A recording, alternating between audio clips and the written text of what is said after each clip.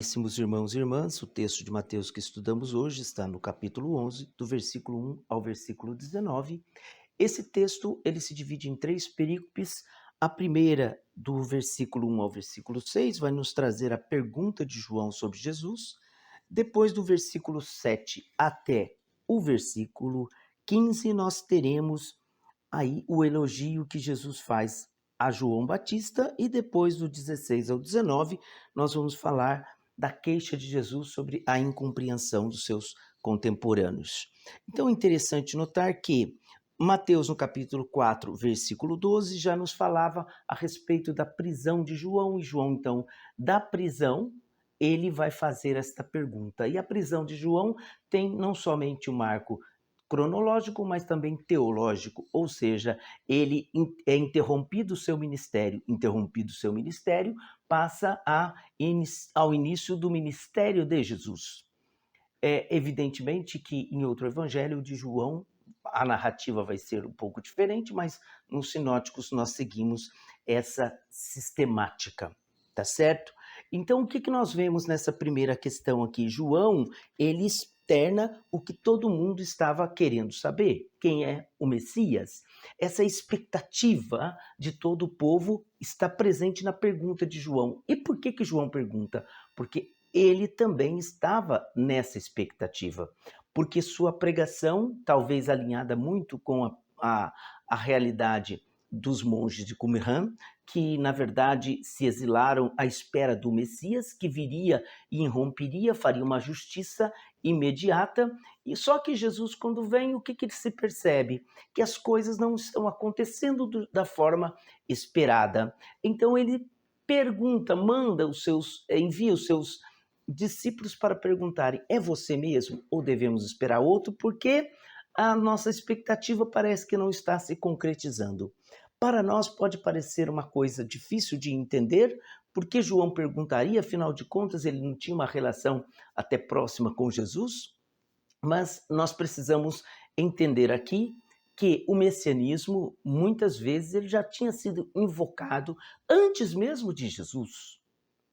Jesus não foi o único a ter o título de Messias. Muitos outros vieram e se auto-intitularam Messias. Se pegarmos, por exemplo, o capítulo 5, versículo 34 de Atos, nós vamos poder perceber Gamaliel, que na argumentação sobre a prisão de Pedro e João, vai nos relatar dois aspectos ou fatos históricos relacionados a isso. Ele vai dizer que um certo Teudas também, se dizendo Messias, levou consigo grande parte de pessoas, e só que o seu movimento, na verdade, foi sufocado pela autoridade romana. E o que acontece? Todo ele pereceu, e também os 400 seguidores. Depois se levantou Judas, o Galileu, também se dizendo Messias, arregimentou o povo, mas todo o seu movimento também foi, digamos assim, desbaratado, e não sobrou mais nada. Ou seja, para nós pode parecer que Jesus seja o único a ter esse título, mas não. Outros tiveram. Então a expectativa era essa: será que ele é mais um, ou de fato ele é o Messias que deveria vir? E aí a resposta de Jesus é a chave de entendimento dessa perícope, porque Jesus não responde diretamente. Ele diz: vá dizer a João que os cegos veem, os surdos ouvem, os mortos são ressuscitados, e aos pobres é anunciado o evangelho. Ou seja, olhe os sinais. Jesus não vai dar uma resposta cabal. Para descobrir quem é Jesus, tem que ser o resultado de uma experiência de fé. Não vai ser uma resposta acadêmica e nenhuma resposta simplesmente escriturística, mas ela vai brotar da experiência necessária que se fará a respeito da sua pessoa, ouvindo-o, acompanhando-o, e aí constatando que ele de fato é o Messias. Ok? Então esse é o contexto da pergunta de Jesus. Na sequência, veja, quando os discípulos já tinham ido embora, Jesus fez um elogio, porque João, embora ainda não saiba, mas ele é figura importantíssima. Ele é o que poderíamos dizer a dobradiça.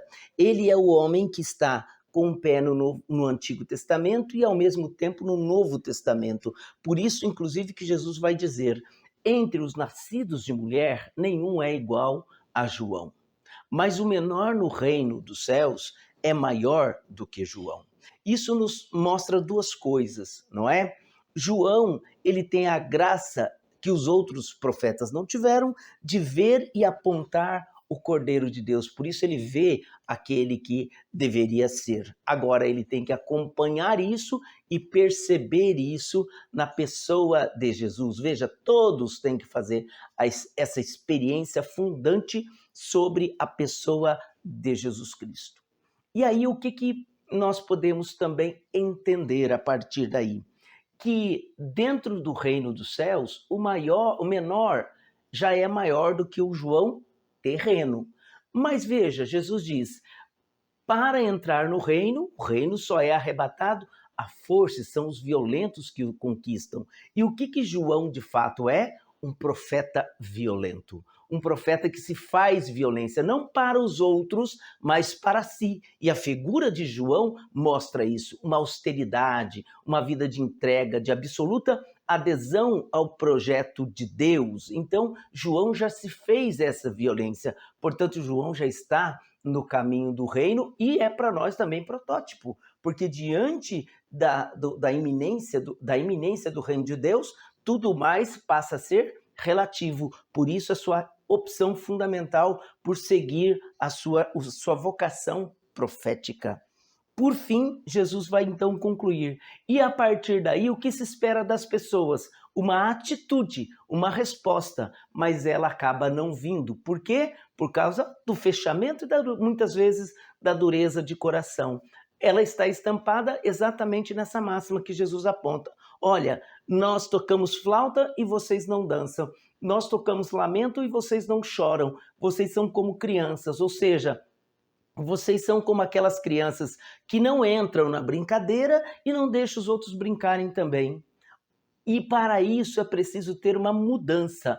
E por isso que João é importante, porque Jesus vai dizer, olha, João veio e exortou fortemente, vocês não ouviram a exortação de João e dizendo a ele que ele era um louco. Agora o Filho do Homem vem e convida para que entrem no reino através da sua pregação, através da sua interação com as pessoas, e vocês vão dizer que ele é um beberrão, um comilão, amigo dos pecadores. Ou seja, Jesus vai dizer, olha, a realidade está posta, mas para entrar no reino é preciso fazer uma opção fundamental. Esse é o chamado que Deus faz a todos.